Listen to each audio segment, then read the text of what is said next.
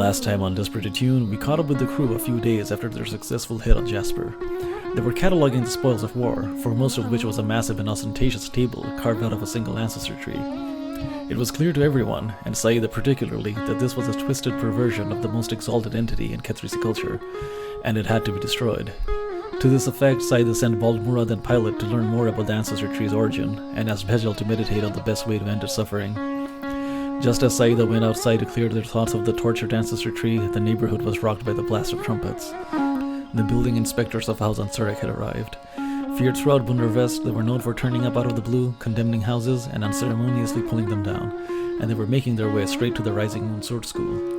Bidrohi, who had been hanging out outside, was the first to see them, and it was clear to him that this was not the usual Ansurek inspection crew. In the middle of the retinue, a wax golem transport, the type usually used by demon princes, carried an ominous stone cube. When Bidrohi and Saeeda stepped out to greet them, one of the inspectors, one of the largest men they'd ever seen, started to turn a crank attached to the stone cube. As he did so, the cube started to speak, in a horrible grinding voice like a construction site possessed, and introduced itself as Scream Grinder. The cacophony woke Mushfiq up, and he stumbled downstairs, demanding to know what the racket was about. Scream Grinder happily answered that the Rising Moon School had been condemned, and House Ansurek would be buying the property out. But that's all it could say before the operator couldn't turn the crank any longer, exhausted from the effort. Unhappy with this news, Mushfiq pressed the cube for more details by turning the crank himself. Completely unperturbed by Mushfiq's careless operation, Scream Grinder continued to tell them about how they'd been blessed with an investment. Mushfiq, on the other hand, was very perturbed, as the demonic vibrations penetrated him down to his very bones and threatened to take control. Thankfully, Saeeda intervened, gently singing a tune to interfere with Scream Grinder's natural frequency. It saved Mushfiq from demonic possession, but had the unfortunate side effect of obscuring Scream Grinder's speech, meaning that the crew didn't catch any of the lengthy terms and conditions being read out to them. But the deal was pushed through, and a new training ground, one that sprawled over the crowded hospitality ghetto, uprooting the surrounding houses and businesses, was built, with House Ansurek as their new landlords.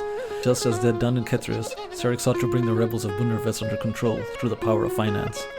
Even so, after the hit on Jasper, the crew had grown in influence, and so had their allies, the Bone Shakers and the Blue Smoke Troop, and the remnants of Jasper's Zailshis were reformed under Omid, paying lip service to the crew. The Fursan had covered for the crew's assault on Jasper, but someone had to take the blame, and this fell upon the Fire Speakers, the shadowy terrorist group that had Uslat Shahed in their custody. With a bounty on their heads, the group had gone underground, and the lead on Uslat Shahed grew cold.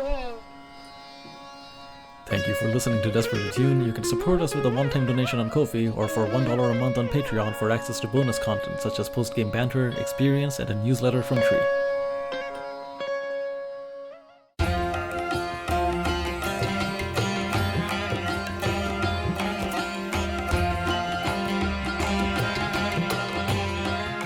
Uduasha City, where the sun is a mirror and the moon a shadow, where dancers cavort in forbidden operas, making love to forgetting and flaying, where the wealthy play at war with silver swords and silken sashes, where the people mine the dead heart of a burning star for cannonballs and pipework, and where 1,000 secrets hide in a forest of paper and ink.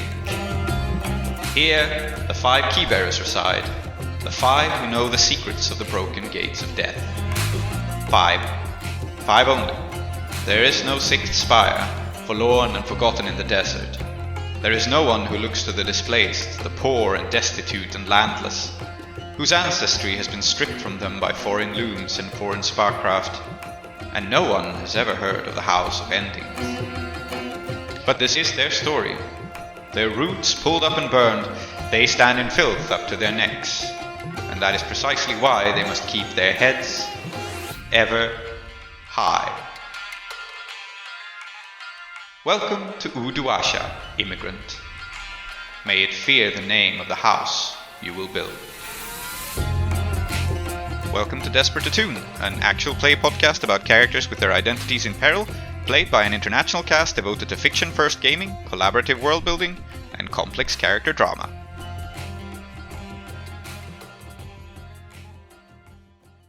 I think I will indulge my vice last, so I'll just flag that I have like 6 stress, but I think I'm going to aim for indulging at last.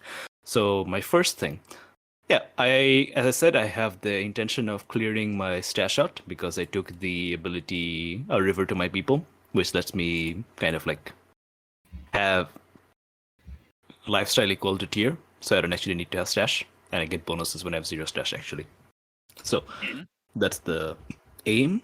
And I have 3 downtime projects that I have not progressed at all, so I'm just going to do them very, very quickly, and maybe not really do scenes. So first one is called Tumturji. It's half-filled.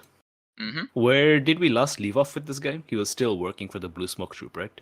He was working for the Blue Smoke Troop doing costuming, and you had like leaned on Anish and Rakis to get him a more serious job, but you didn't lean on him very hard because Anish was like, "Is that really your top priority?" And you're like, "No, please have the war stop first." I mean, yeah. So Yeah, he does some costuming work for the opera people, but that's about it. Okay. Well, now we're tier 2, so I think you can tell me if this will change the size of this clock. But I think now it's time that we gave him like our custom, as such, like as a crew. So Sure. So you want to hire him on as a cohort, is it? well, I don't think there's much point having a tailor as a cohort, to be honest. So I think what I want is for this to give everyone fine clothes and jewelry, which I think is not a particularly powerful item anyway. But it makes sense that he'd do it for everyone. Okay, sure. How we'll frame it this way. Either you keep the clock at the length it is now, or let's start in the other end. Either you make it longer and it just accomplishes this, or we keep it at the length that it is now, and if you finish it, you will get everyone fine clothes and jewelry, and you will get Tumturji back in the business, but he's still not going to become your close friends. He's going to remain a contact, and in fact, he's still not going to be like super happy about all this because he used to own his own shop, right? So I think if you aim for this to be a 6 clock, sure, he'll have a job again, but he won't be like the successful business owner he once was, because now he depends on your patronage and is basically your employee. So it's kind of up to you how you want to frame it. I think if we make it longer, then it will both have the benefit of getting his friendship and his stuff. Damn. But I think it makes perfect sense. I want to make it longer. Yep. Okay. Then let's make it an 8 clock. I don't think we'll make it like terribly much longer, but I do think it's harder to get him back as like an independent businessman than to just And I think that's what you want. And I think the way I want this to kind of look as an 8 clock is that he is going to not just make clothes for us, but we're going to wear his clothes. We're going to be his essentially we're going to be his models, right? Yeah. And people will see that, the Rising Moon Sword School, these big guys in town, new kids on the block, they're wearing these like.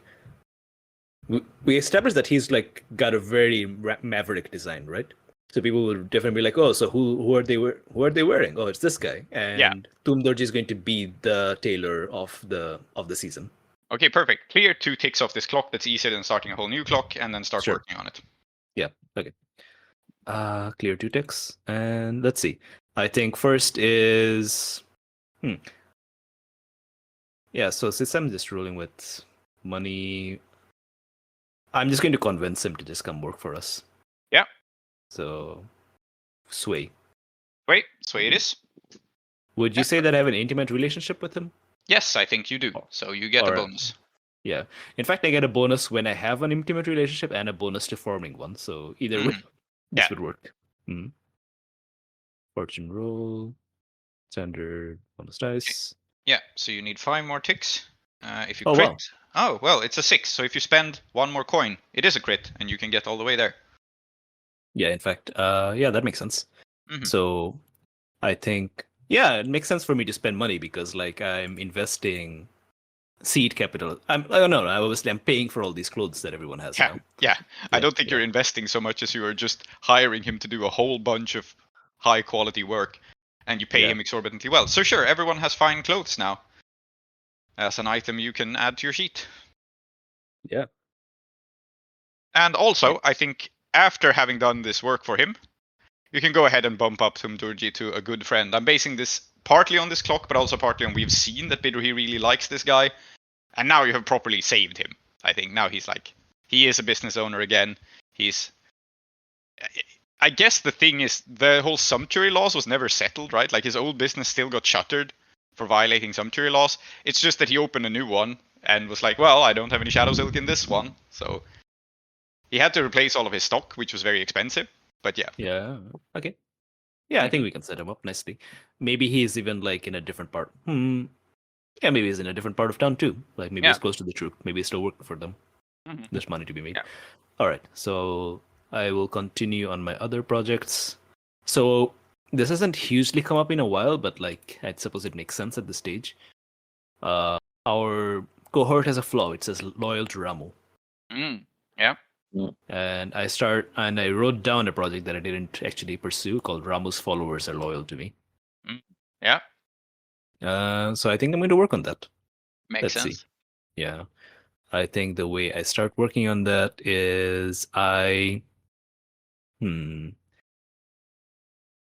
I hang out with all of them. I try to figure out like, what it is that they still like. What is it about Ramu still, despite the fact that he didn't take us to tier 2, right?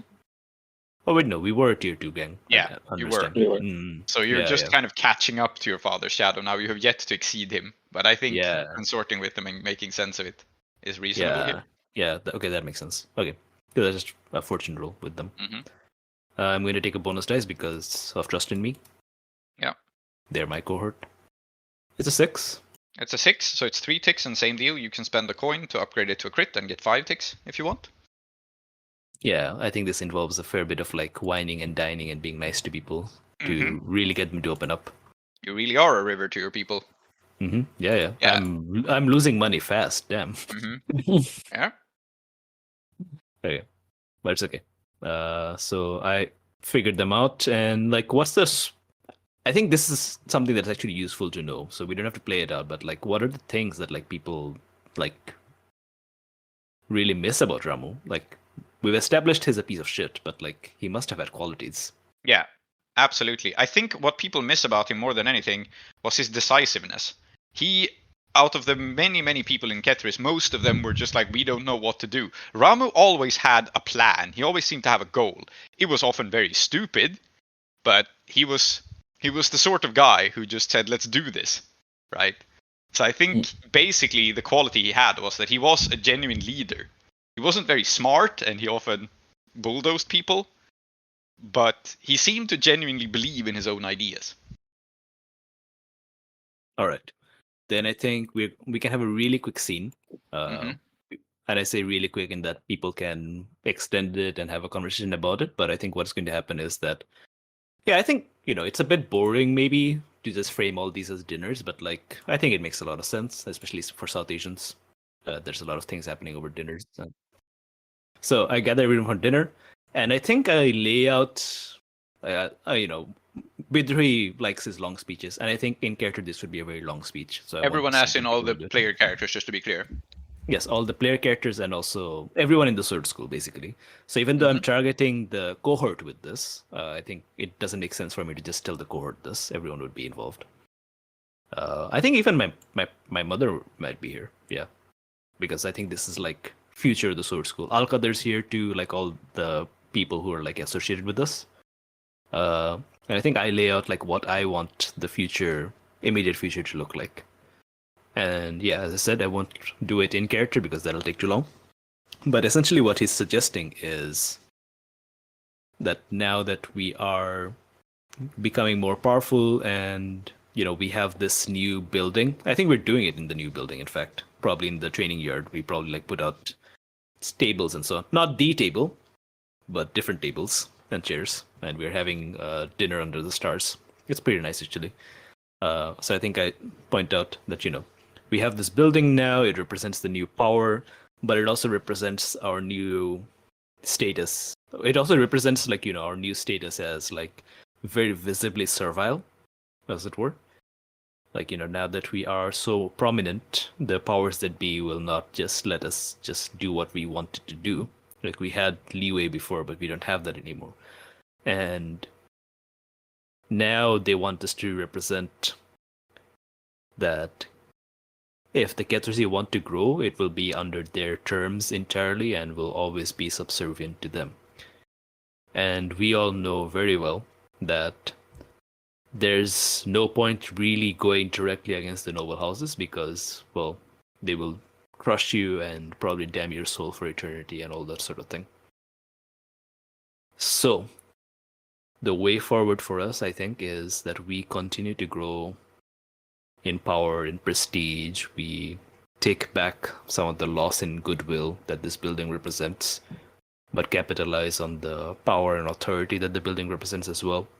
That we, show people that the Kethrisi are a proud people, that the Kethrisi have the strength to grow, and we continue to make our footprint deeper and deeper.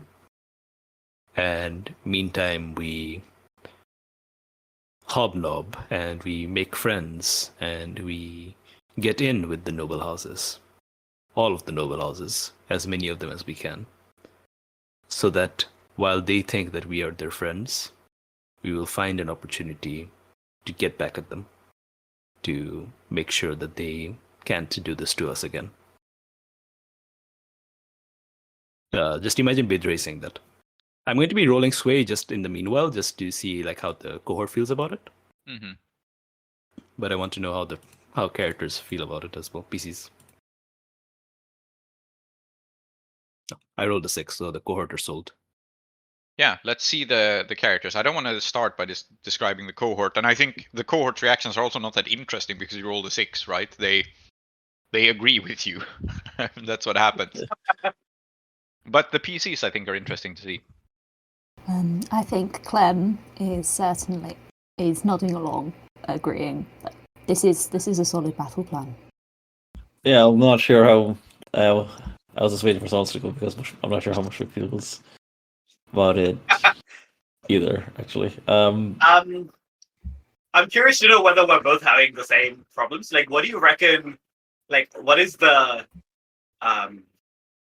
where is the kind of lack of certainty coming from? Through? I think generally with Mushfiq, I think Mushfiq has been too much of a sort of team player in general, which is, I think, like a problem with that. Like, I think there's a few like hang-ups about what he personally wants out of the crew, and like, which is more about like, I don't know, I guess more focused on vengeance and things like that, which is probably where my where his like mindset is, right? I think it's I don't know, compatible. what were you thinking? Yeah, Because like, and we'll go back to what Tree's thinking, but I think like if we're interested in vengeance, then even though Bidrohi is talking about like the slight that the noble houses are doing to the Kethrisi now, know that this is a longer history. And yeah, Bidrohi sort of knows that, but that's not as real to him. And like you can push on that as like as another thing that we could do. That there is a historical thing here to address as well with our vengeance, as it were. Yeah. You can contribute that because that's a direction that I'm interested in as a character, as a player, and Bidrohi would be interested, but it wouldn't occur to him immediately. Okay, well, let's say that Mushfiq has said that then. Maybe, but I don't know, like, as a...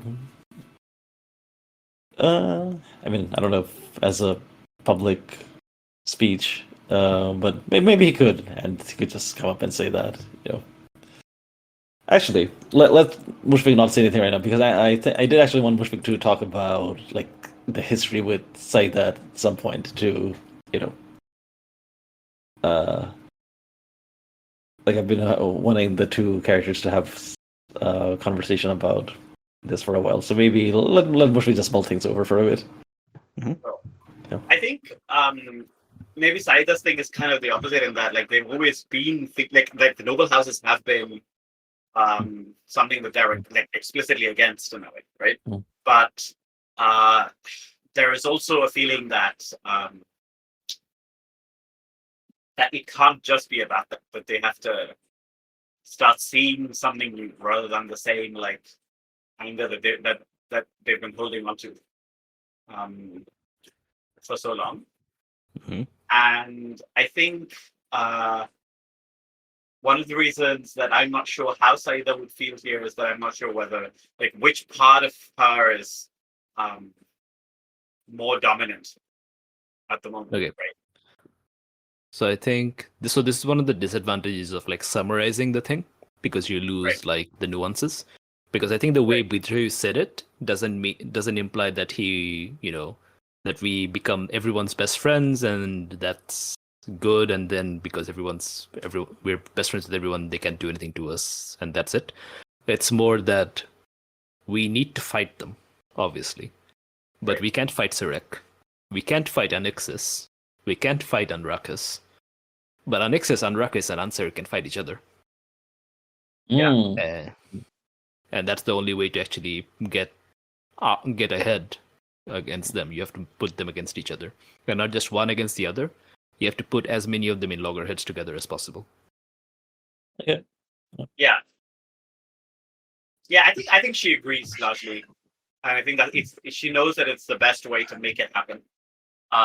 She's probably a little concerned that Bidrohi is doing this, because I think she sees a little bit of herself in him, in that like it needs to happen, somebody needs to do it, and Bidrohi's like being responsible. But it's unfortunate that like Bidrohi's the one that's doing it. So I think she's both scared and a bit guilty. But proud also. Yeah, okay. And obviously, like, this is not the sort of thing that, can be hashed out immediately. I'd be really interested in seeing what Saeeda and Mushfiq have to say about it afterwards when they think about it a bit more. Mm-hmm. But I think this is interesting in this moment where the crew are like, hell yeah! Clem's just nodding along like that one gif of that bearded blonde man in the, I don't know, it looks like Canadian River or something. Nodding slowly as the camera's passing. You know the one. You know that one. Yeah, I'm imagining Clem doing that. I imagine my mother is sitting there stoically shaking her head. We'll see about that later, maybe. Yeah. Yeah. I think so too. Yeah. Al-Qadir probably stands up and makes a speech that I won't ask Prince to do. It would, if we're summarizing Bidrohi's speech, then let's absolutely summarize Al-Qadir's speech, because it's going to be far more rambling. Yes. Yes, indeed. Yeah. Okay. So that's that project done. Okay, I have taken up a fair bit of time. I can keep going, but I think it's cool if someone else wants to do theirs for a bit. Can we see Clem stepping in here, maybe? Yeah, sure. I mean, I have a clock now, which is find this new rival on the streets of Uduasha. Yeah. Which is, or I take psychic damage, and I can't afford to take any more psychic damage. Yes, this makes sense. So how are you going about tracking down this Severosi blacksmith who's been working for the Giselle cheese?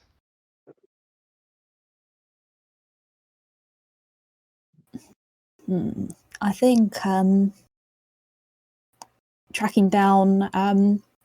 I have a supplier for the steel I use, so going to the supplier and telling them to tell me who the fuck is also buying your steel, or I'm going to make sure that you'll never sell steel again. I don't think you understand. Well, it sounds like you're commanding. I was going to go with Commanding consorting them. with this. Sounds like commanding. I'm going to steal your attempts at selling steel. Yes. This steel is all mine. Goodbye. Yeah. You gotta take it to some open mic, I think. This is actually my cultural item. You can't just sell it. Yeah. Cool. I own the concept of steel. They tell me to fuck off. A 2 and a 3. Yeah, so you still get a tick. And I think what happens is your steel supplier is apparently pretty tough. I guess also Severosi. And they like stare you down and basically tell you in no short order that they only sell this steel to people they personally trust. And that means that they don't tell on the people they personally trust. And it turns out that this person is actually like quite badass and not worried about you. But the reason you still get one tick is that you at least have narrowed it down to like, okay, so this definitely is a Severosi person who definitely has some sort of in with this supplier. But it's just one tick because they're not giving it away, and even if they did, it's probably like a fair list of people. And maybe, in fact, if they do anything illicit with it, they probably hide it from the supplier as well, right? Because of this trust. So, in fact, I think that's the route. I think they're like badass and tell you that no, I trust everyone I sell to, and you believe them. Like you go like, okay, that's true, which means that they don't know, right? Because I think this person, whoever they are, would probably also object to selling stuff to the Jazel cheese. Yeah, that's fair. So, what that leaves you with is basically tracking down the people in the Severosi community in Uduasha that the supplier might trust.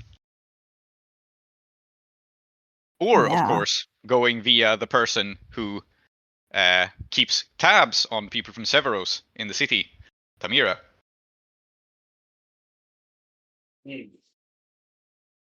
I'm just saying. Yeah, I know. I like the things you say, Prince. I don't. I'm not liking this actually now. Oh well. Fuck it, I suppose.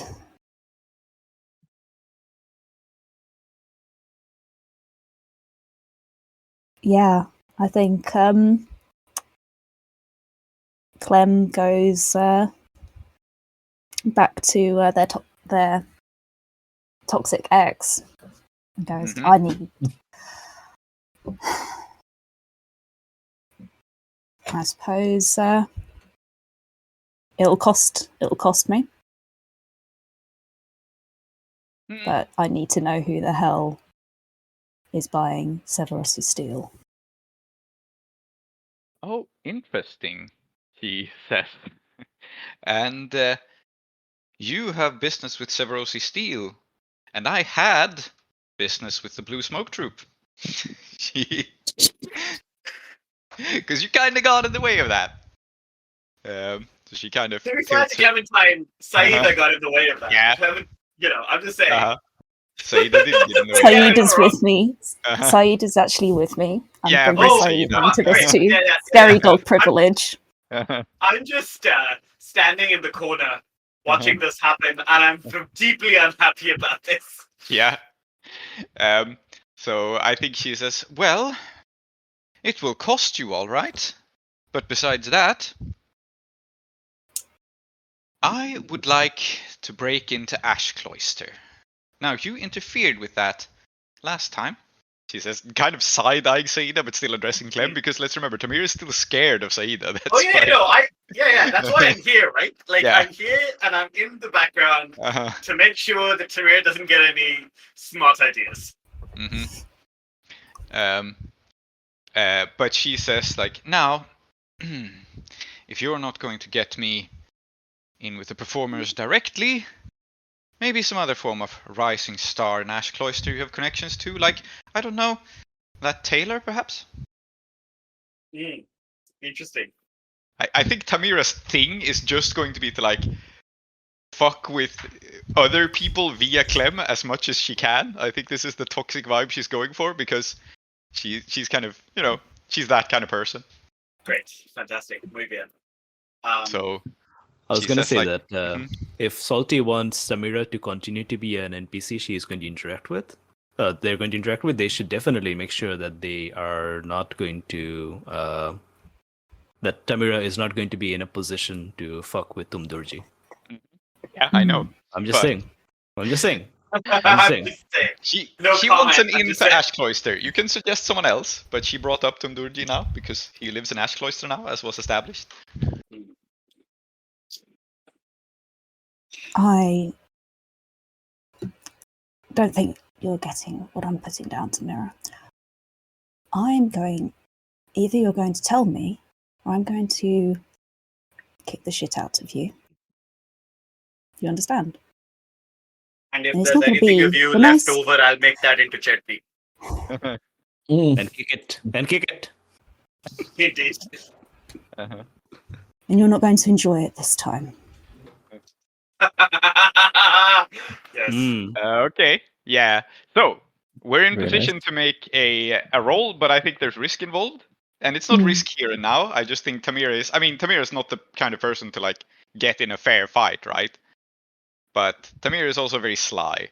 So let's call this a risky standard roll. Like it's still a downtime. I usually don't like to make downtime actions risky, but in this case I think it is. So let's call it risky standard. On a success you get 2 ticks, and if there's a consequence, there's a consequence. Unfortunately, I cannot assist you unless I trauma out. So before we do this, can we? Like, I wanted a scene with my vice purveyor. Can we say that happened before this, and I will just like clear any amount of stress so that I can help Clementine. Okay, sure. We'll still focus on that because I want to devote some focus for that. But sure, you can assist. I rolled a 2. So you know what? Great. You don't have to. You don't have to assist because. I mean, it like on a 2, helping you on 1 stress doesn't matter because I have to. Yeah. I was at 10 stress earlier. This 1 stress is not going to make the difference. Okay. So it's totally fine. We'll see you indulge vice more later then. But for now, Saeeda helps. You get a bonus die, Clem. I mean, you don't have to take it, but you get 1. Yeah. And I mean, I'm on 3 trauma now, so I'm actually going to traumatic flashbacks my way out of this. Okay. Because I think it's extremely appropriate to start traumatic flashbacking my way when I'm dealing with my ex-wife or wife, but you know, whatever. It's complicated, yes. It's okay, complicated, so don't worry about it. Yes. So base 3 dice and you're getting 1. I've got 4 die plus 1, so I'm rolling 5. Please. Good. Cool. 5 dice, risky standard. That's a crit. Okay. So then you get improved effect and get 3 ticks, first of all. And I think Tamira drums her fingers against the table and she says, well, you're lucky that I'm not in the metals industry, so we're not directly competing now, are we? Fine. I have some intelligence on the matter, she says, and she picks up, I think she just picks up like a statistical catalog, and she slides it over. And this is a thing that she has obtained from the bureaucracy, because Tamira is also like, she's getting her fingers into Udwasha, and that means knowing the right people in the bureaucracy. The reason she's giving you this statistical catalog is pure sadism, because it's actually very helpful. You roll the crit, so it's like 3 ticks. You can go through this and find out. But she also knows that like, Clem is going to hate this, right? You're not the sort of person who carefully studies statistical catalogs. Yeah, but what Tamira doesn't know is that Clementine has friends. Yes, of course.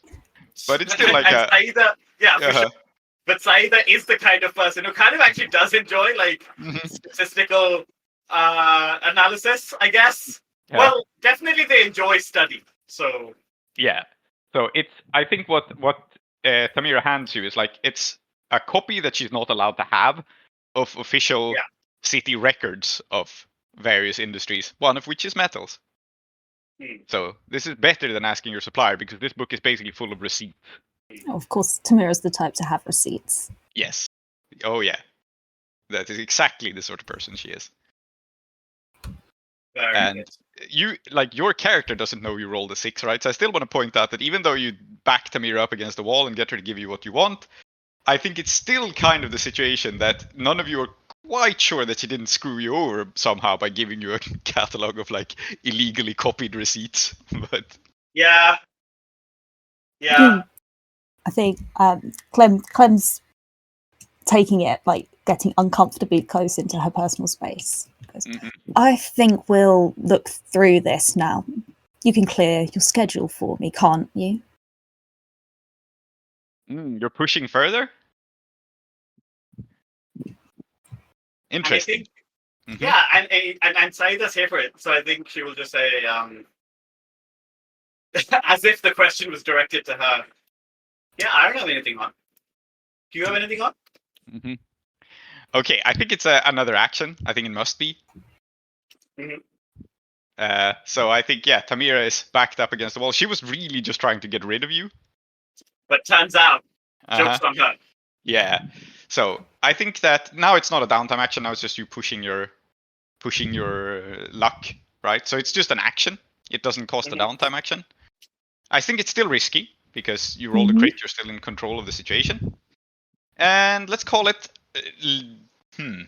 Let's call it starting off at limited because Tamira is wily and doesn't particularly like you. So she's like, sure, you want to waste my time, I can waste some of yours and try to help you with this as inconveniently as possible. So it starts out risky limited. You're of course free to trade it to desperate standard if you want. I mean, you are in her office threatening her, so, and she has staff, so. You are not wrong. I'm just wondering whether there's something I can do to help. Yeah. The upside is you can get a tick on your clock 1 with a limited effect without needing to spend a downtime action. So. Or you can get 2 if you're going for Desperate Standard. And if you're going for Desperate Standard, I think I will also sweeten the deal with some extra information. Trying to think, what else could I bring to bear here?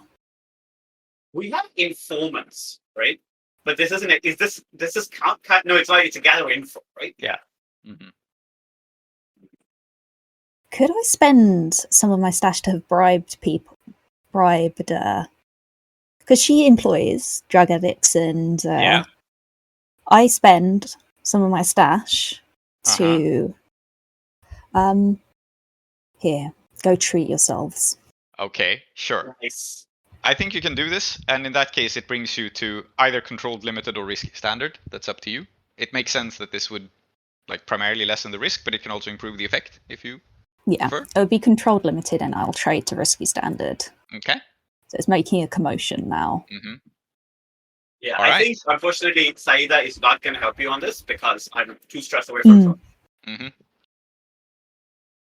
Yeah, okay. So Tamira, your toxic still wife, being pushed up against the wall to help you with this catalog and potentially give you 2 more ticks. I'm so tempted to file a form to get the 2 of you divorced in Udwasha. I'm sure there must be some form that will permit me to do it. All I have to do is forge some signatures, probably. They're not even divorced? No. Oh. It's very hard under Severosi law to get divorced. Okay. Indeed, especially if you're not in Severos. Oh yeah. Listen, here's the plan. We use my friend Leo. He's from House Unruckus, or well, he's not a House Unruckus scion, but like his patron, patronee. Patroned? Yes, by someone in House Unruckus. Anyway, what I mean is I have an in with House Unruckus. Flash forward to a complicated score to get House Unruckus and talk to Ruckus himself to use his magic juice to make sure that these 2 people never fell in love in the first place. Okay, good. Yes, this is my plan. I get the feeling that they never were in love. I mean, then you can push back. I mean, maybe. Well, maybe they I'm were wrong, never but... in whatever the fuck this is. Anyway, Clem, please roll. Yes. Are you commanding again? Sounds... If I turn it into desperate great, could it be just what? This is gonna pinning her down and on her desk and going and leaning over her back and going, "You're gonna help us, and you're going to clean out your entire schedule for the day while I go over every single piece of information you have to offer. Do you understand, Tamira?" This is why Saeeda can't help, because Saeeda should leave. But Saeeda is gaining some insight into why these people are involved in this way. And they don't like it. Yeah, desperate great.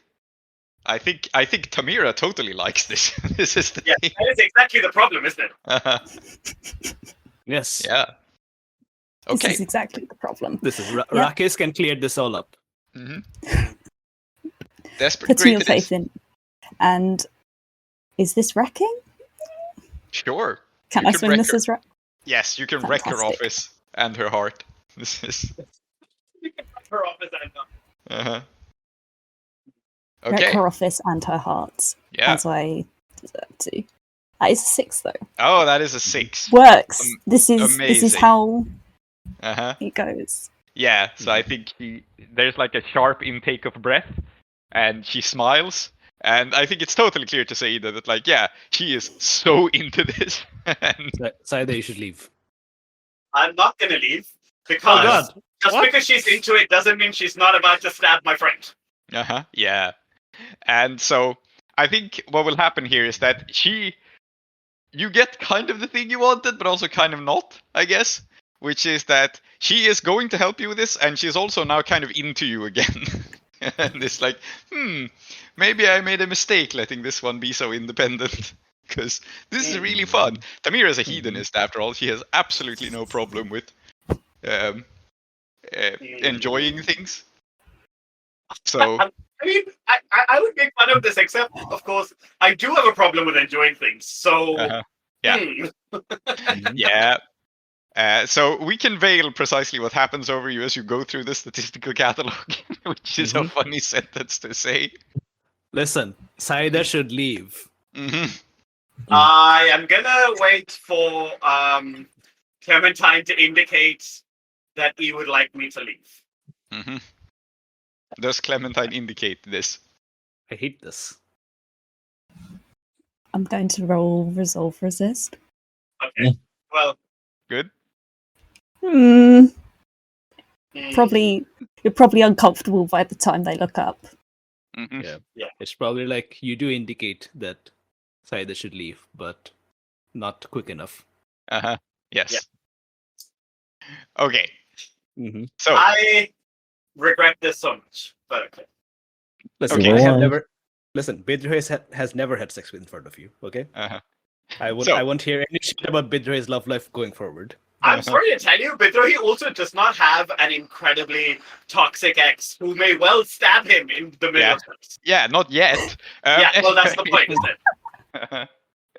So I think what is going to happen here is that Tamira is going to there's going to be some amount of intimacy between you, and then she's just going to be like, yeah, I don't need to go through the catalog, I know. Once you have successfully wooed her. So take 3 more ticks, and you're 1 tick away from tracking down the identity of this person. And I will outright ask you, because I think it's more interesting if you, as Clem, decide which direction you want to go in this with this.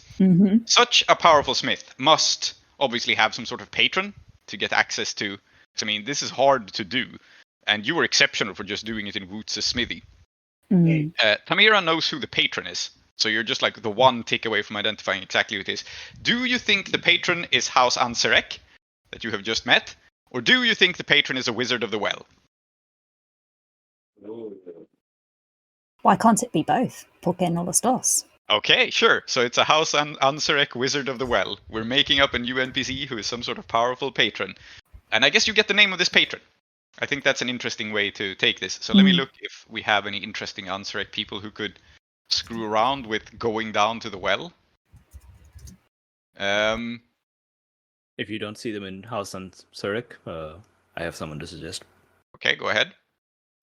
So there's Fawzia Anserek. No, that's... was it Fawzia? Let me quickly check. Wasn't Fawzia your friend who was... Oh, if she was an Anserek, then she's perfect. Yeah, maybe she's graduated. But there's Scheherazade Anserek, chief engineer at the Steamworks. Scheherazade is worried that the loss of life on the works is unsustainable and seeks to cut out human labor altogether. I think it's cooler if it's Fawzia, though, if that makes sense. No, I don't think so, because Fawzia was kind of... She leads a tier 1 faction that no one really cares about. Okay, but sure. this is like the chief engineer at like the major like power generating system in the city. Yeah, Scheherazade Anserek is the patron, then chief engineer at the Steamworks, seeks to cut out human labor altogether. Cold, efficient, and patriotic are their tags. And this person is a member of House Anserek and also intimately familiar with the Wellfire. And the patron of the person you seek. Fantastic. And yeah, I think this makes sense, right? I think Tamira gives you everything she possibly can, which is quite a lot because she's very good at spycraft. And if she had looked into this specific thing of like who the smith exactly is, she probably would have found it, but she just hasn't yet. She just knows that, yeah, Scheherazade Anserek employs a Severosi smith who plies their trade secretly.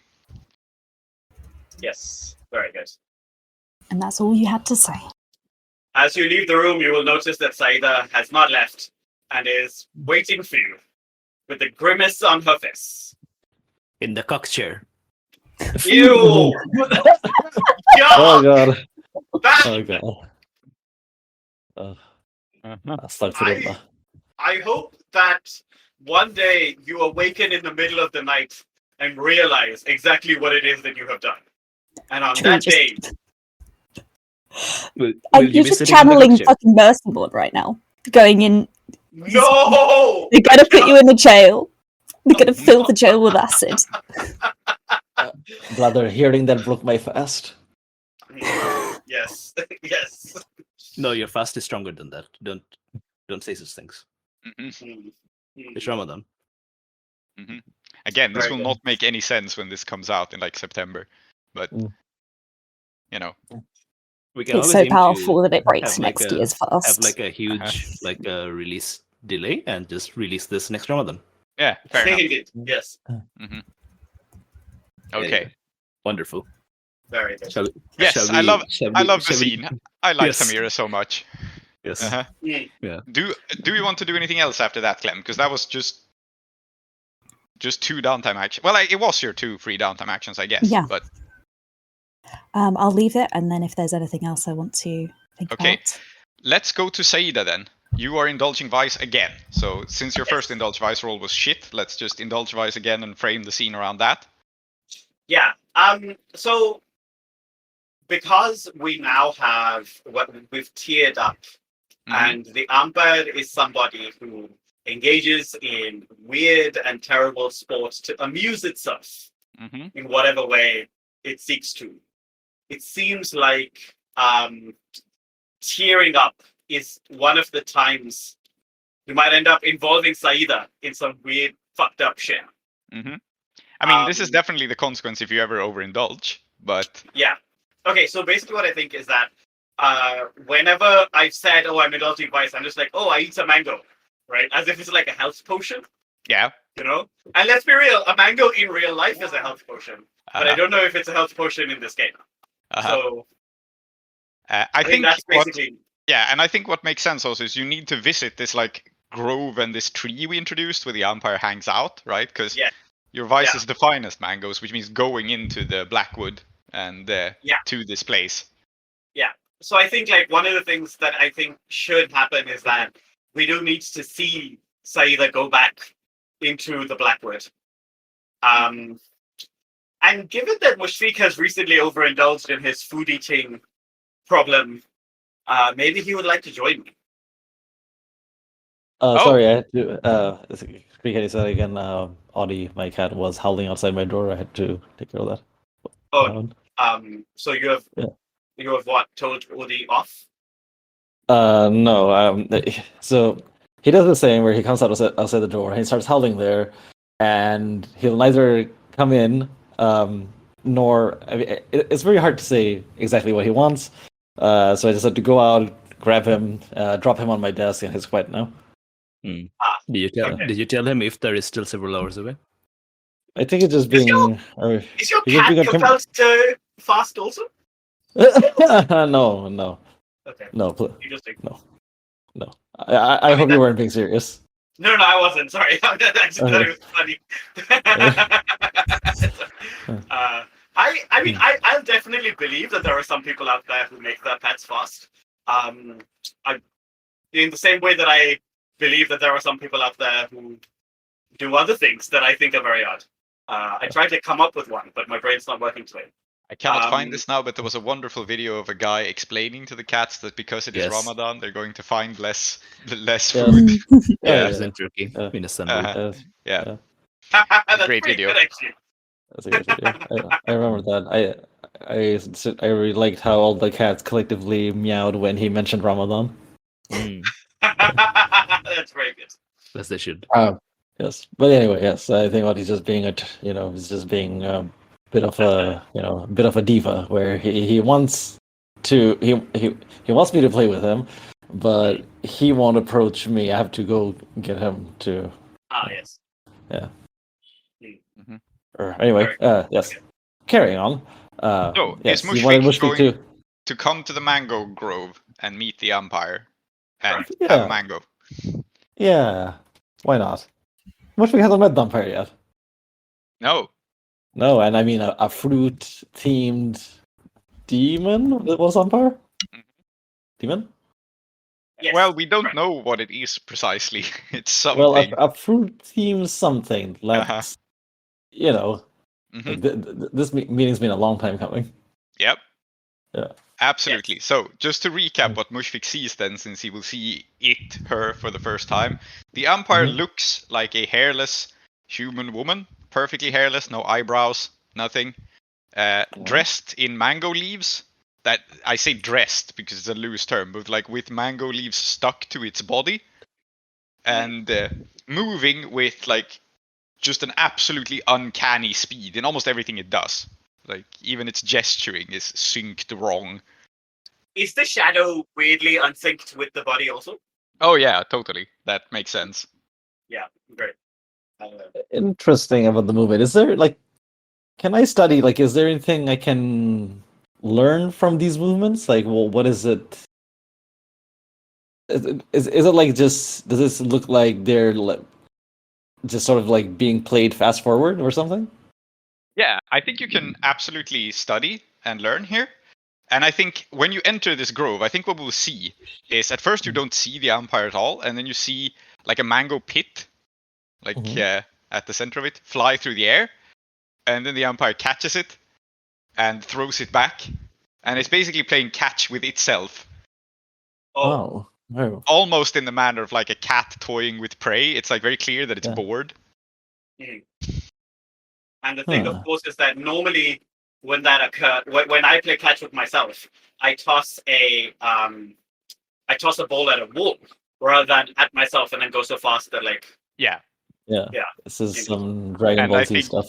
Yeah, and I think it's and I think it's very clearly like from their expression and everything, it really is like this is a bored predator, right? This is done in the manner of a cat kicking around a ball of yarn. In the sense that, like, it could totally employ this to just straight up murder someone, but it doesn't have a candidate right now, so... Yeah, I guess what I'm trying to figure out... When I don't have a candidate to murder. Yes. I guess what Mushfik's trying to figure out is these movements, is it, like, just the form of the movements? To try to, like, I guess it's really hard to even track what's going on, right? Yeah, so... What would that be, to study? Yeah, it's study, and you can back down if you want to, but it's desperate standard. Oh, desperate standard just to study it. Yeah. It's a fucking vampire Aampire. And you're in its sanctum, so even drawing its attention is incredibly dangerous. Sorry, since I was distracted by Aadiyat, like, what's the context for the scene again? I just need to make sure that I go to the Blackwood and keep my Aampire happy. Because if I don't, Saeeda is basically just picking mangoes with the Aampire's blessing. Yes. And the Aampire is toying with a mango pit. Cool. Demonstrating its horrendous combat prowess. And I think the reason this is desperate is simply because Mushfik like draws its attention. I think it's otherwise possible for Mushfik to just like stay behind Saeeda and but it's, you know, this is a supernatural thing. You look at it too closely, the abyss gazes back, and etc. Yes, indeed. Indeed. I mean, I have no points in study. I've horribly failed a desperate roll. Just, you know, not. Which is why I'm telling you, you can back down. I think it's obvious to you that looking too closely at this is dangerous. Yeah. But okay. I mean, if you like, you can talk to the Aampire instead. That's how it became my friend. Yeah. I guess also you could trade it down to risky limited if you're trying to like hide what you're doing, right? You're just sticking to Saeeda's side and like trying to steal a glance at it. Will the Aampire mind if I just talk to it, like Saeeda says? I don't know. I guess we'll find out. I guess that's in the dice rolls. All right.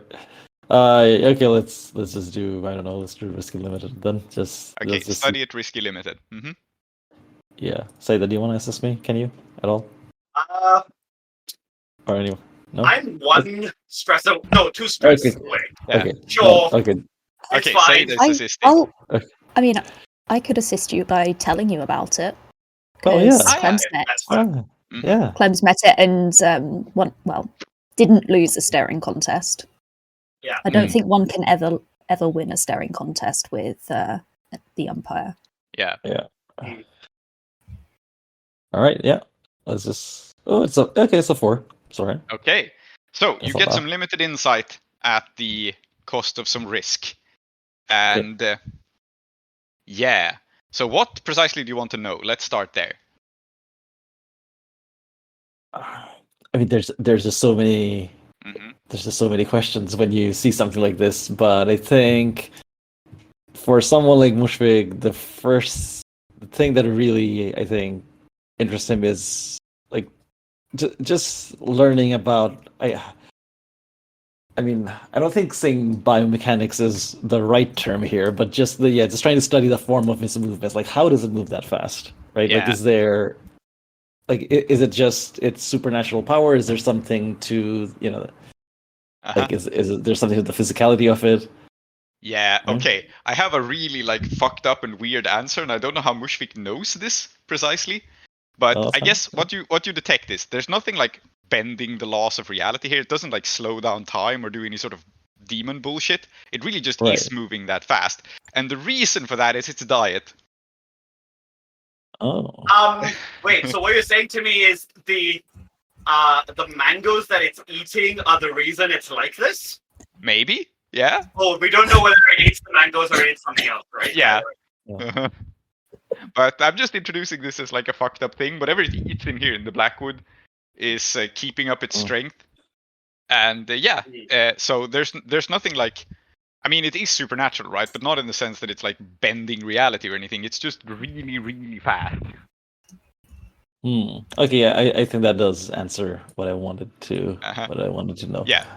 And the consequence is, as you study it, it tests you, because that's what the Aampire does. And it tests you in the most basic way, because it's bored. You're here as a friend of Saeeda, whom it tolerates. So it's not going to like break you or anything. It's just going to toss the mango pit as hard as it can, which is considerably hard, right at your face, just to see if you can catch it. Okay, well, let's. I'll try to catch. You don't have reflexes, do you? And I don't. The way that I'm framing this Between is heartbeats. Yeah, I do have between heartbeats. Yeah. Oh, you do? Okay, cool. How does between heartbeats work? I may push myself to do one of the following: deliver a blow of superhuman accuracy and speed, striking true, occupy an opponent or group of opponents with fully with parrying, or avoid blows in combat. So I think Right. If you activate this Mushfik- ability, it will just work. Then there's no roll needed. Okay. So you have to So push yourself for something, right? So like, is Yeah. there Yeah, to some push myself, different yeah. role here that you could Yeah, you gain could. some extra insight or something?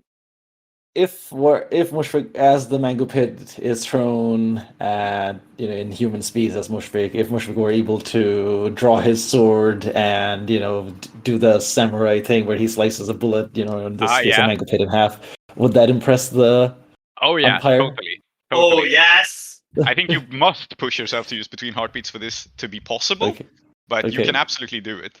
So All the way right, I'm framing so- it is it's a push for effect, I guess, but that effect will take you up to standard. But so this is a resistance roller, right? So do I have to resist something first and then do this, or No, I think because you activate between heartbeats, it can be an action instead. All right, okay, cool. All right, okay. So between heartbeats, I push myself to do that, and I'll roll. I Finesse, guess it sounds like. But finesse. I think finesse. I'll roll finesse. Yep. Risky standard. Yeah, risky standard. Oh And yeah. like succeed or fail, you will cut the mango in half. The roll is just to see how impressive it is. Cool. All right, let's see it. 4 and 2. Okay. Yeah. A 4 and a 2. Yeah, so it throws the mango pit, you cut it in half, and the risk here is more going to be something that Saeeda realizes. So, Okay. effect number 1. The Aampire is impressed. You don't get any like special benefits from this other than that you can come back here and it is like, okay, cool, you're interesting and not just prey. So that's your standard effect. The consequence is its mango pit that it was playing with is now lost. And the Aampire is going to be like, it's going to regard you both with like some fondness and be like, yes, it's good you're here. And it's going to go sneak off and kill someone because now it lost its toy. There's no chance I could direct it specifically at someone, could I? You could take an action. It will be desperate, but yeah. Yes, okay. Like I think you both see this again. The Aampire can speak, but it's just not fond of wasting words. Yes. So like there is this moment you cut the pit. It like nods in appreciation. It's like a very anime kind of nod at Mushfik, right? Yeah, like yes, If I you had are glasses, the glasses would flash. cool. Yeah. Right? Yeah. Yeah. And then it's going to be like, well, I need to go find a new toy, basically. Okay, so before it does that, I would like to roll my vice, because if I need the stress, that would be the time. Yeah, it makes sense. You can have been eating a mango while Mushfik was looking at the Aampire play. It's a 5, which is much better. Yep. So I'll go back down to 4 stress. And I will look at it, and I will just say, Ustad Jeklev wrote me a poem some time ago saying that, what was it? And I'm going to edit this post out while I very quickly look up that poem that I wrote. And then basically what Saeeda's doing is trying to incite it to go after Jeklev. It might be really funny if that happens. Yes. Okay. So you can do this, but let me just flag ahead of time that it is, first of all, it's desperate because you're trying to direct this horrible monster. So that's desperate. Absolutely. It's limited because Ustad Jeklev, like the Aampire's motivation is to go after some easy prey. Ustad Jeklev is not easy prey. He's not easy, right? No. Okay. So you will have limited effect in that it will go in his direction and fuck with him somehow, but it's pretty much inevitable. Yeah. Even that is fine, right? I think it's just pretty much inevitably they will take down one of his bodyguards or one of his it may be someone he cares about, but it won't be him personally. That's totally fine, right? And I think I will just say, yes, he said his sash is as the mirror of the sun, reflecting glory into unworthy eyes. I think he meant people like you and me, I'm just gonna imply that, sure, it was directed at you, but I think he would include you or whatever, right? Okay. So it's a sway, desperate limited. And you can do this because you are an occultist, so that's why it's not 0 effect. Yes, correct. Yeah. Desperate limited. And I'm just wondering whether. No, I think it's fine. Okay, desperate limited. It is 3 dice, so statistically, I just rolled a 6. So you did roll a 6. So I think for once the Aampire speaks, which is not prone to, and it says, "He is a poor poet." And then dashes off, just like. Yeah, absolutely.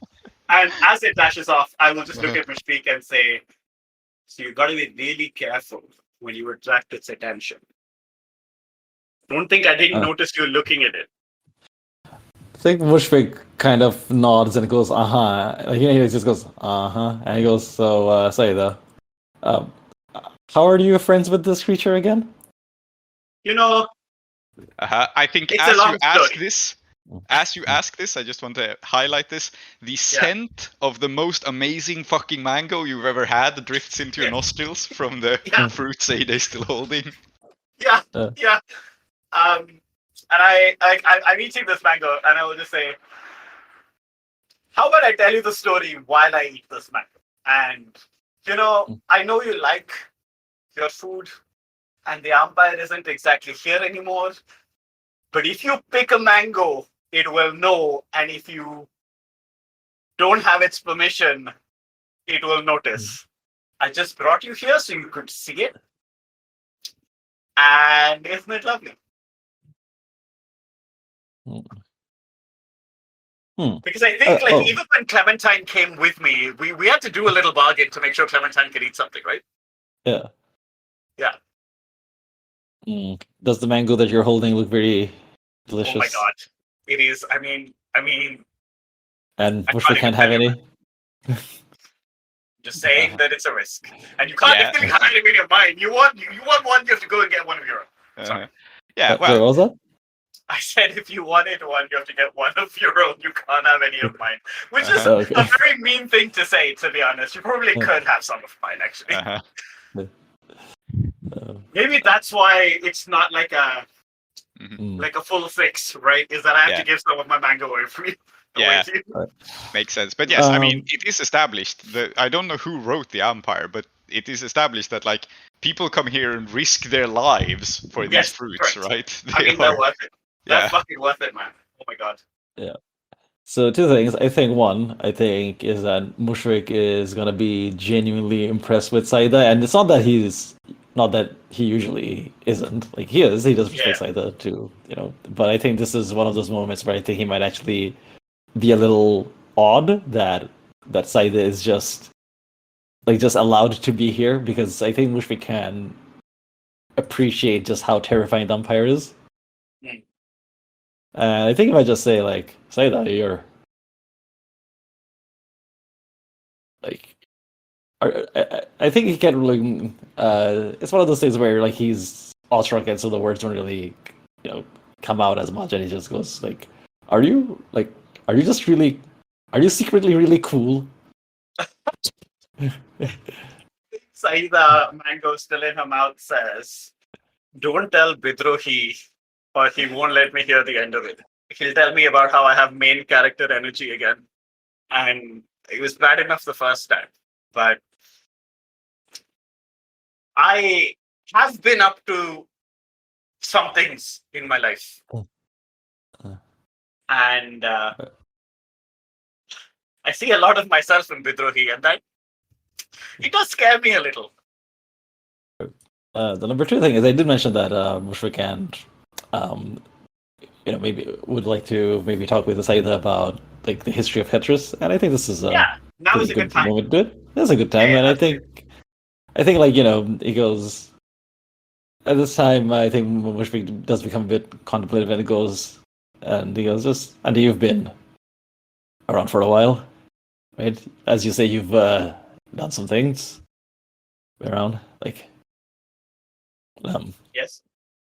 has, has it always been like this? Ah, And I think you know what he means by has it always been like this? Like, yeah. because like I think Mushrik was maybe not born into the war, but like pretty much from a young age, that's all he's seen, right? Yeah. And then he joined the war, and Yeah. this is it. And he goes like, you know, I think they'll say, I know people who'll say it was just a different kind of bad. I don't think so.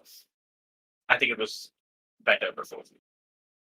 And the gentlemen were not pleasant to be around, and I saw them take advantage of illiterate farmers, but they didn't cut our trees down. They didn't disrespect our gods. They didn't make a fucking table out of my mother's. Look, I know that it's difficult to imagine that we might get out of this, that we won't forever be the people to whom this happened, that we will always have lost it. But it wasn't for the vast majority of the existence of the village of Khatam. It was not like this. For the vast majority of our history, we were whoever we were. We didn't need to. We raised our blades and our sickles in defense of ourselves against bandits and the occasional Deathlands piece. We didn't do it against Jazeera cheese, and we certainly didn't do it against Imperial gunmen. I think Mushrik then goes like, no, I know that we're gonna get out of it. I think to some extent I've always known that at some point we would just, but more and more I've been thinking, where do we go after that? Because it seems like every time we take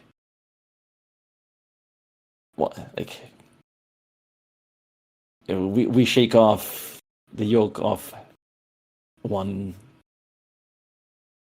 like the Jazeera cheese, and then someone else just comes in right back in. And I think Saeeda will say, there's that boy, what was his name? Nikhil? That Al Qadr fellow's brother. wrote some poetry about how we need a new future in which we join with enemies. And I mean, my blood fully boiled when I heard there was someone from my village, not just a Katrisi, an Unkhatam, who was writing that. And I think now I have to admit to myself that I'm joining with my enemies. I'm drinking with the Bob. I speak with the demons of Uduvasha. This Mr. Rohini, I've mentioned, is exactly the kind of person who has been very comfortable in Uduvasha, giving permission to people to wreak havoc on our lives. So, where does that leave me? So, he was right. And I don't know what to do about it. So, where are we going to go from here? I wish I could tell you. I don't know.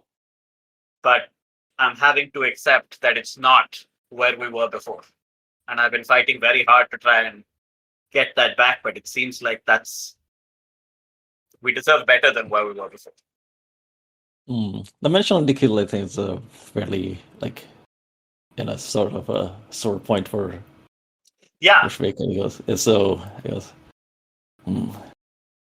well, I think he'll just say that, I don't know where, I also don't know where we're going, but I do know one thing.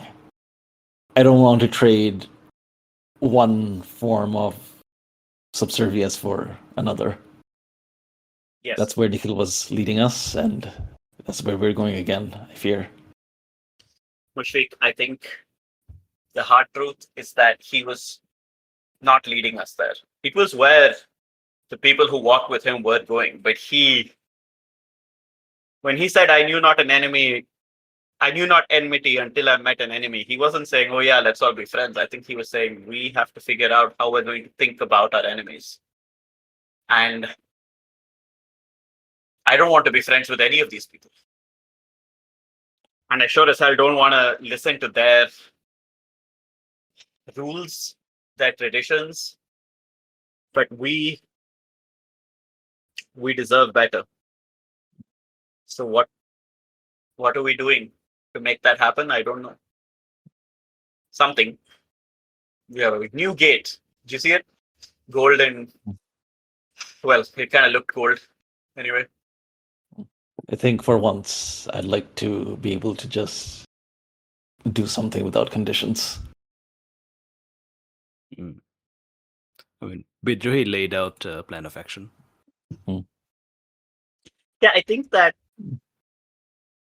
to some extent for Mushfiq and Saeeda, this is also about what happened. Like, I don't necessarily think we're just talking about this present moment. I think when Saeeda says, I don't know where we're going, it's also about, I didn't know where we were going 5 years ago. Yeah. Right. I think that's a similar thing for Mushfiq as well, because for Mushfiq, going to war was about just helping out the people immediately around him, not about at least at the start, right? Not about a wider political movement. It was just, my family and my friends are in danger, I should do something. Yeah, exactly. And I think for Saeeda as well, this conversation is not so much about right now as it is the fact that all of the choices that they've been making for quite a long time have resulted now in her being almost in some ways the opposite of where they started, right? And that's something that she has to make her peace with, but it's also something that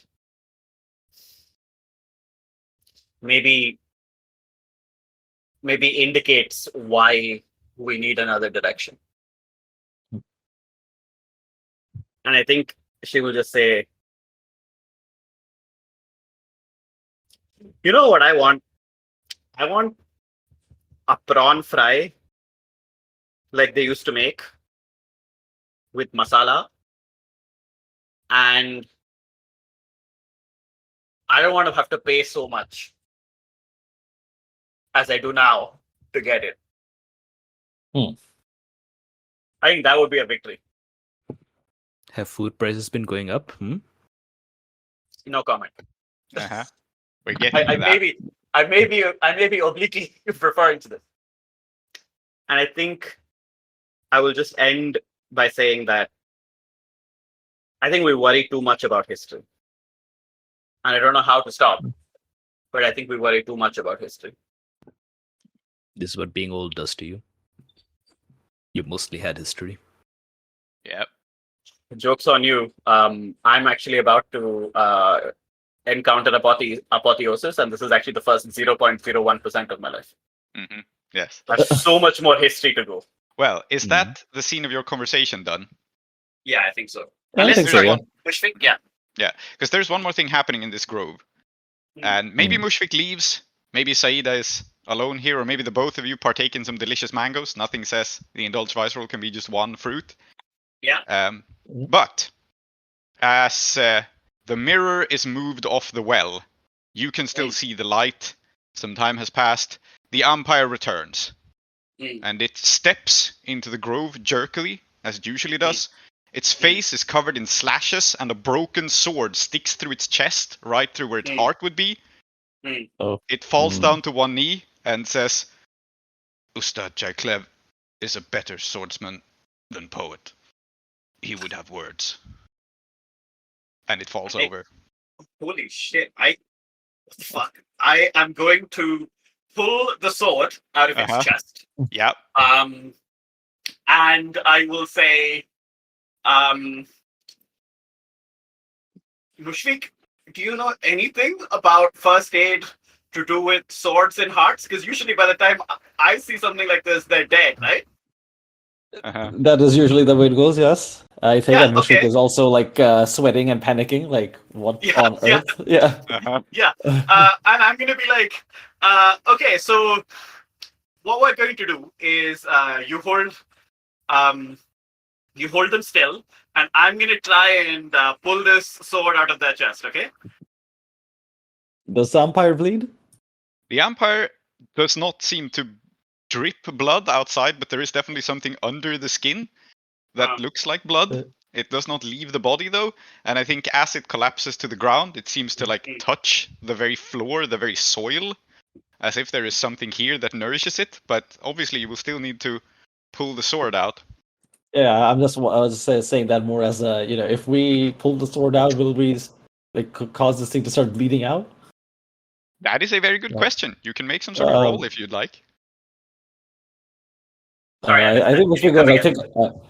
I think Mushfik goes like when I had a sword stuck in me, not through the heart, obviously, but they padded it with something, and I think he'll just try to do some like field dressing, just pat the area on the sword, and goes, do we know a supernatural doctor? Oh, actually, Saeeda does. Yeah, you know a wizard of the well. Yeah. I like you say this, and I think I do, but usually making one of these beings meet another is a bad idea. Which is to say, the last time it happened, the King of Lies and Shariar hung out, and I don't even know what the fuck is going on. But you're right. I do know a supernatural doctor, and so I will say, yeah, I do. I do, however, think that the Aampire says, no. Get the sword out. Very well. It will be as you say.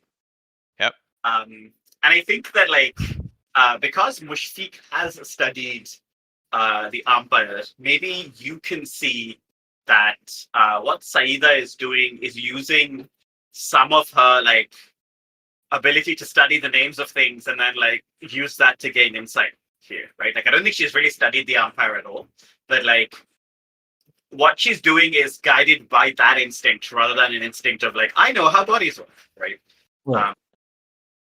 Because it seems like I'm able to keep up at least a little bit with the weird way that it jerks around. Yep. So I'm going to tell you, there's no action roll to pull the sword out or anything like that. The Aampire is back in its place of power, so it will not die. when Yeah. the sword is withdrawn. Yeah. However, I think what is clear to you both is it retreated to its place of power in order to Yes. not die. Yes, So- yes. So that's how badass J. Clem is, right? To Yes. be clear? Yeah. Great. This is incredible. Okay, fantastic. What I want to do, I think, though, is I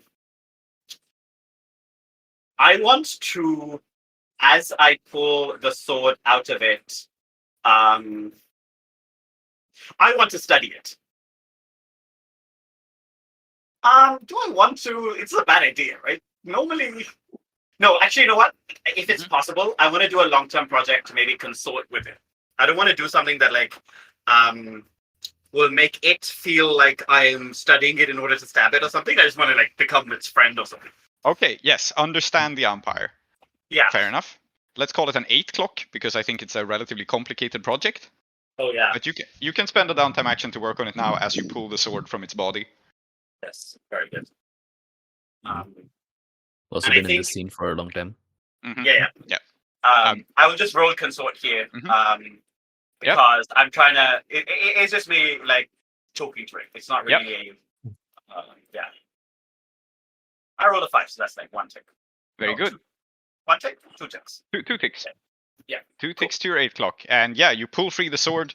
The Aampire rests against the soil and recovers. And you have learned some about the Aampire, but you have perhaps learned more about Ustad J. Clev.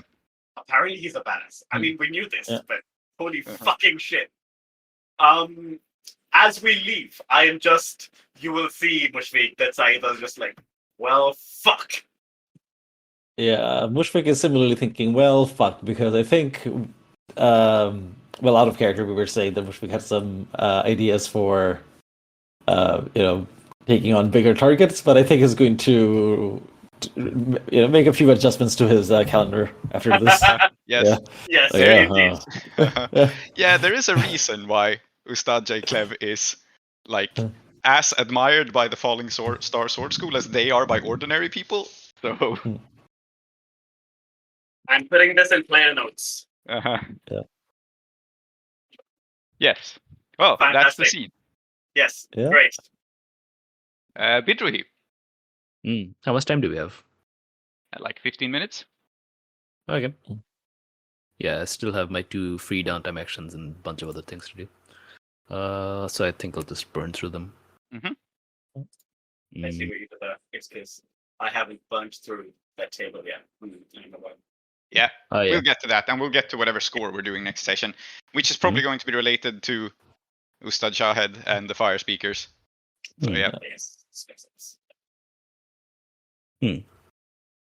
Is there any way to spend a stash on something? Because I have 5 No. stash. That's awkward. That is awkward. No, but you can spend 3 stash as your last action. So Yeah, maybe we'll You see. overpaid. Interesting. Mhm. Yeah, we'll figure. So I'll do my free one first, which is. I think I would like to have a scene with Mumtaz. I think I'll save that for last, so I think I'll just bank that for later. Uh-huh. In the meanwhile, so I have the Find Bahadur clock, but I don't know. We're nearing the session. I don't want to spend it on something that's not very interesting. Okay, so here's something that I've been thinking about. I think I would like to have a meeting with Omid. Okay. I know we talked about having a scene with him where we tell him okay, you're going to take over. And so let's just assume that just happened. Yeah, we mentioned at the beginning of the session, by the way, that you had a prisoner, another one of the disabled chiefs. And I think the cleanest way to handle this is that Meredith is just hanging out with Omid now, and they're both I forgot about that. on your team. Yeah. Yeah, that makes sense. Yeah. Mhm. Yeah. Don't so say I want anything to have... weird to him. I said, don't say anything weird to him. Mhm. Hello, like what? Can you give me an example of the sort of weird thing I shouldn't say? I don't think he can. Why don't you go ahead and Mushfiq's getting over I'll you. flag it. Yeah. Mushfiq's getting over you, truly. Uh-huh. All right. So I think the first thing that I want to do, it's not going to be long-term. You can tell me if it's a long-term project in and of itself. But what I'm going to do is I'm going to tell Omid that, you guys owe us one. Basically we gave you Omid now like runs his own gang. He's got everyone. He got rid of like the people who wouldn't have been loyal to him and so on. So like I'm framing this as like him owing us. Maybe he doesn't see it that way, but that's how I'm framing it. Yeah. And the first thing that so essentially he's going to give me the friend rate on a job. Mhm. And this is the first job that they get to do. Hooray! And for a change, it's not going to be terrorizing people and murdering them and stealing their shit. In fact, quite the opposite. Mhm. I'm going to hire Omid's onagers to protect my friends.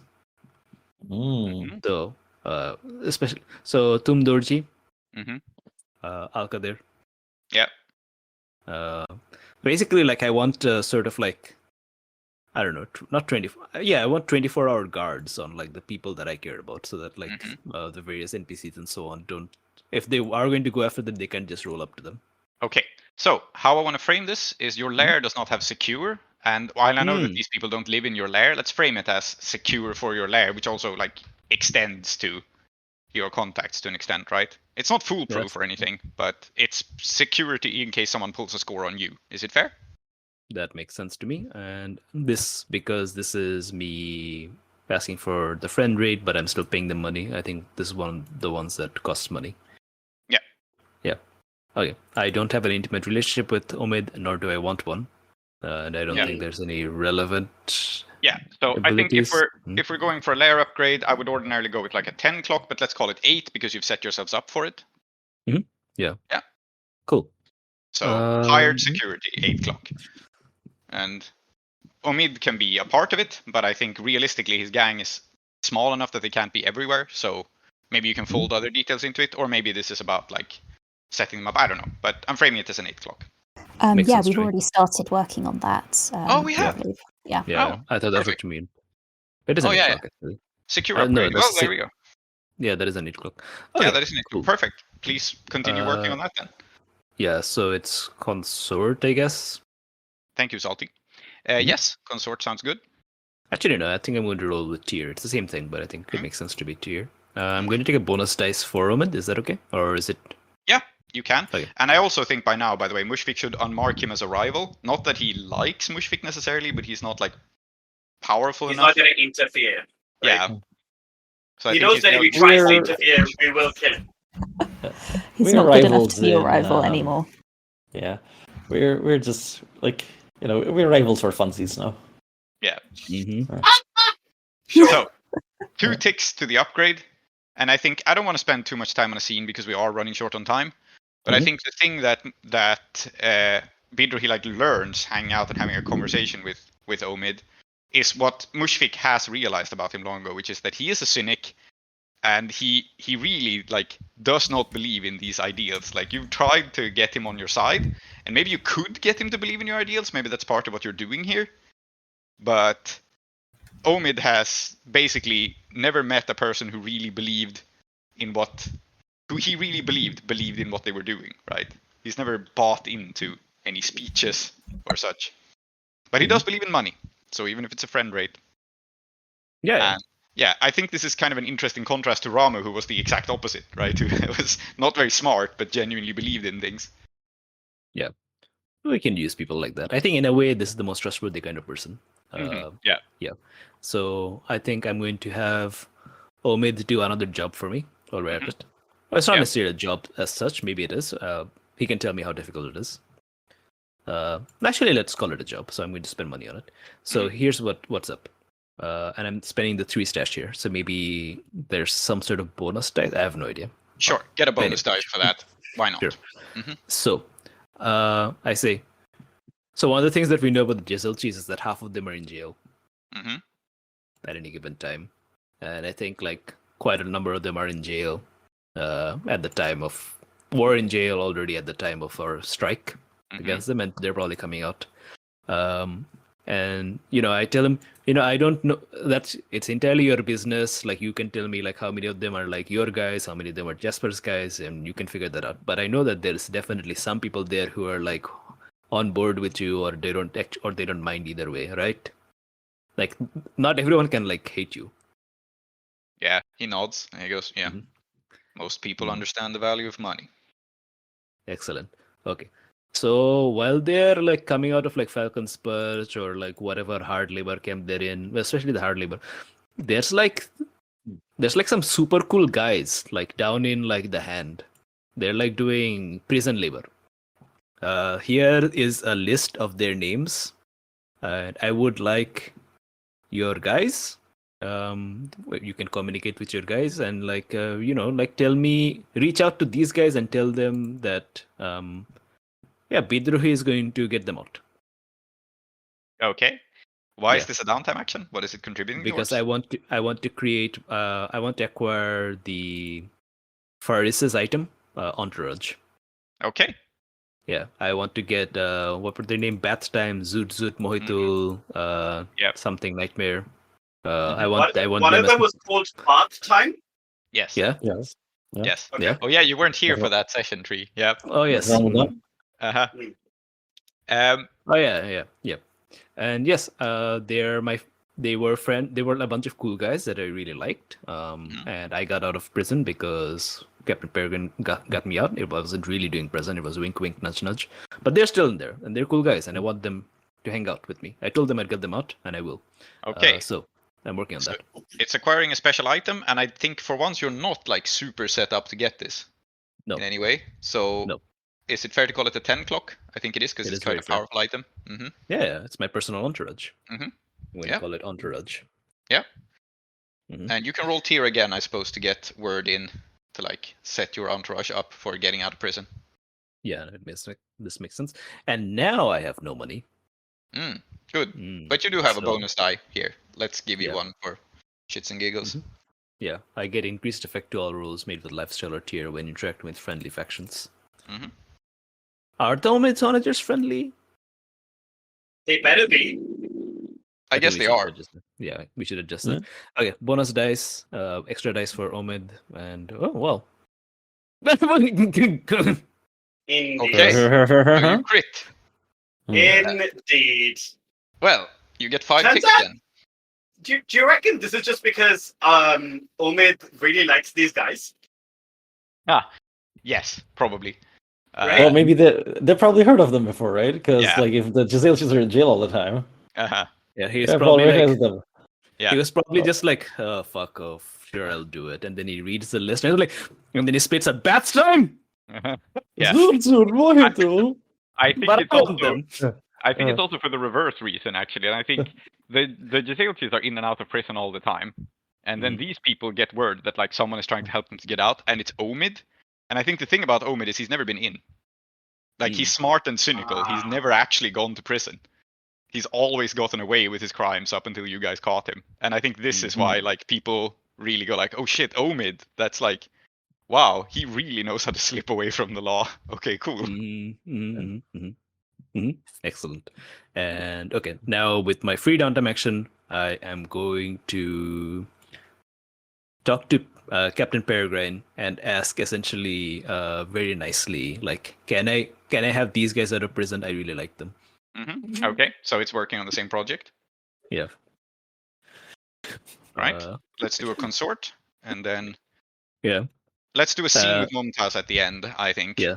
Because it's interesting to see her a bit, and then we'll wrap up, if that's okay with everyone. Absolutely, that's Yeah. fine for with me. Mhm. Yeah. Captain Peregrine, a Falcon. I don't think I get a bonus dice with him because I'm targeting him. Yep. But do I have an intimate relationship with him? Yes, I think you do, actually. Wow. He sent you to... Okay. I mean, Wow.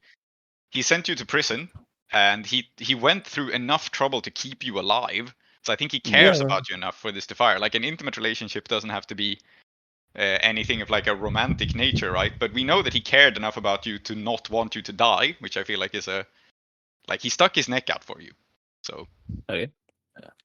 Cool. So I rolled a 6, which gives me 3 ticks. Now, a river to my people does give me increased effect to all rolls made with lifestyle or tier when interacting with friendly factions. Would you say that this bumps the effect up? Okay. Sure, let's apply it. So you finished at 10 o'clock in 2 rolls. Yes. Incredible. Yeah. Oh, well, yeah. The boys are back in town. Yeah, we'll see the boys next session, I think. Like, Yes, it probably still yes. takes some time for them to get out, but the clock is finished. Yes, we're I going to have am like interested a, also to see how they interact with the rising moon. Mm-hmm. yeah. We're going to see a slow motion montage of these guys just walking in. One of them is called Bath Time. Yeah. Mm. It's gonna be like the Reservoir Dogs scene. Uh-huh. Oh Yes, God. Yes. Yes. Indeed. Okay. exactly. Yeah, and now to indulge my vice. So, where are you mhm. meeting Mumtaz? I Hmm. have a scene in mind, but you can set something up if you'd like. I think it's very funny if you meet her at the spa where your last score took place. Excellent. Wonderful. Because returning to the scene of the crime. Plus, I think it's the sort of funny and daring thing that she would do, knowing Yes. that you like. Mhm. And I Bidrohi haven't was been never there. in the spa, so yeah. Exactly. I want to check it out. Mm-hmm. Yeah. I've heard it's cool. Mm-hmm. Right. Indulge Actually, you vice. did say you have been there when you were younger. You and your Oh friends. yes, that's true. go there. That's Yeah. true. Yeah, that's true. Yeah, fuck yeah. Uh-huh. Thank you for reminding me. Yes. It's a 5. I had 6 stress. It was a 5. Yeah. So I think that you meet Mumtaz, and I think you have a conversation. Let's frame this as just being like one of their hot baths. You're like feeding each other strawberries, just kind of hanging out in the bath. Yeah. And I think the interesting thing to the scene is like you have both been busy. You haven't seen each other for some time. This is your first opportunity to de-stress. And like you talk for a time, and then she leans back and she says, "So, well, you know the thing with Anrakis went well, but I am wondering if maybe our troop should be looking for a patron for real. It was fun to play the game, but, well, sometimes I think I'm not getting any younger. Could you see me working for the nobility?" Yeah, I think I'm giving her a massage, and then I pondered this for a moment and say, I could 100% see it. You are a born star. There is great talent and potential in you, and I feel like, none of us are going to get younger, but like we're still very young, the two of us, and I think that you are one of those people who will age beautifully.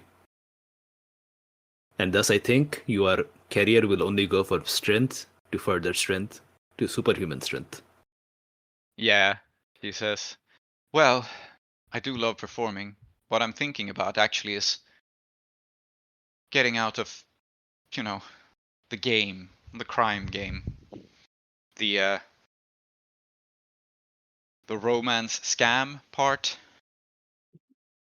I'm not gonna lie, it screwed me up a little bit to be faking so much for Anish and Rakis for so long. I'm a little tired of the personas and the lies. Don't you ever get tired of what you do?" I think Bidrohi is still giving the massage, and I think like there's obviously like my memory isn't the best even for things that I've done, but I don't think I've actually asked Mumtaz for the details of like what Danish and Raki's plan really involved beyond. Yeah. No. And I think that was intentional. I think you didn't want to know. So Yeah. For various reasons, and I think like Bidrohi has been generally very open and upfront about the fact that yes, I'm dating a con artist. That's not part of the attraction, to be honest, but also getting to know the person underneath all that and so on. But like all those things are entirely her other life, and I can help, I can be part of it insofar as she'll allow me, but like it's not that it's not like callous disinterest, far from it. It's just a sort of respect, as it were, from one, I guess, criminal to another. Yeah. And I think now that she asks him, he says, I think the danger, Mumtaz, for me is that I am really bad at pretending. Like, I think sometimes it would be better if I were like good at pretending. I think I say the thing that I say and do the thing that like I really, really believe. And it's not exhausting because like I don't know how else I'd live, but like I think other people end up exhausted. I think it's a very different life than yours. So you're saying you're not tired of it? You don't ever get tired of it? I don't know. I mean, it's, as I said, like, the difference is that you're doing something, your intention, that's an effort. I'm just living. I think he's just thinking about it a little bit more. And then I think he says, I'm not tired of it yet. Not yet. There's still more to do. There's lots more to do. Yeah, I think that's a good place to wrap the scene, actually. Like, we found out a little bit more about Bidrohi. That was the... Yeah, but I think I want to do a little bit more. Okay. Not to hold people up a little bit longer, but I think, I think Bidrohi is just going to say, I've also been thinking about what you said about, maybe like moving in together. How are you feeling about that? I don't know. And I think, like, I forget what you said last time, but it's also quite realistic that she forgot what you said last time, because a lot of time has passed. Yeah, I think the main message was like that we were very young. Yeah. And that things were still up in the air. But I think things have changed a little bit since then as well. Yeah. And so I think she like leans backwards and she says, well, you could come live with me in Ash Cloister. I've got a nice place now. And I think that's her natural assumption. I bet she does. Because like, who wants to live in Bundervest? Like, as much as you have this cool school and everything, you still don't have quarters in it, I don't think. So you still live in like your mom's boarding house. And she's an actress now. Like, she has a nice apartment in Ash Cloister. Yeah. I think Bidrohi thinks about this. And yeah. I think Bidrohi... I think he's really thinking about this, because I think if we like zoom into his like brain, as it were, he's just imagining like this nice place in Ashcloster. He imagines like the cramped boarding house. He imagines waking up to Sherikatan snoring. The fact that his mom's always like she's not like mean or anything, but like she's always like got a lot of pressure and expectations and so on.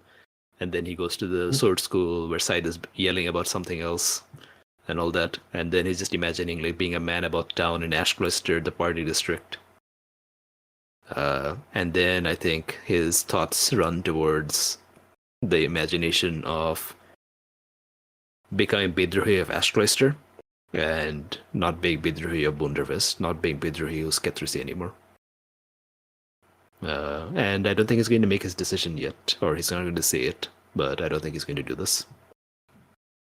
You can't be a man of the people and leave the people behind. Yeah. But we'll see. Maybe things are diverging between us. Maybe the worlds are becoming too different. Yeah. We'll see. But there's strawberries to eat. Yes. There are strawberries to eat, and so you do. And I think we will wrap the session here. I'm just going to throw out one more thing, which I actually forgot, which was I had a plan for a scene with your mother when you did this whole like Ramu loyalty, when the crew is no longer loyal to him. I forgot about that scene now because that clock was started some time ago, so I've written it down in notes. We will do it later. I am also really interested to see actually, let's wrap up here and go to XP, and then we can debrief instead. Okay. But I just wanted to mention that so that it is not forgotten. Sounds good. Cool. So, to those of you who follow us on Patreon, please follow us on Patreon. Please follow us into the debrief. And for those of you who do not, thank you very much for listening. And we will see you next week on Desperate Attune. Attune in. Goodbye. Bye. Farewell. Bye. Here close the doors to the House of Endings. Those who dwell within are Zoheb, called Klow, Aadiyat, called Soap, Saumitri, called Tree, and Salty. I have been Prince, your host. Our city of Uduasha is based on Blades in the Dark by John Harper and Evil Hat Productions, with special thanks to Johnstone Metzger. Follow us on Twitter or support us on kofi.com/desperateattune.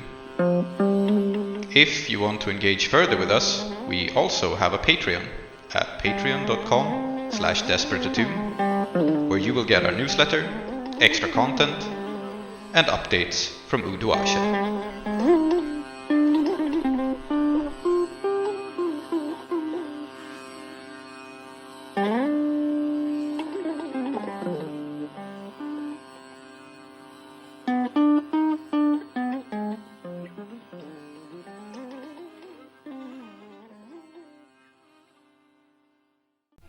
On the next episode of Desperate Attune. It's the bitter gourd bakshish. I'm so sorry. Did you just say the bitter gourd? Okay. Bakshish. I mean, I want to be clear that I heard it too, Tree, that I didn't know. Why? I don't Have know. I come up with a very stupid name again? No, it's just that like There's something about it. there's just something about it. Yeah, no, you Please- hit the nail on the head in some ways. Yes. Please continue. Yeah, Very let me good. not dissuade you from psychic damage that you're insistent upon doing.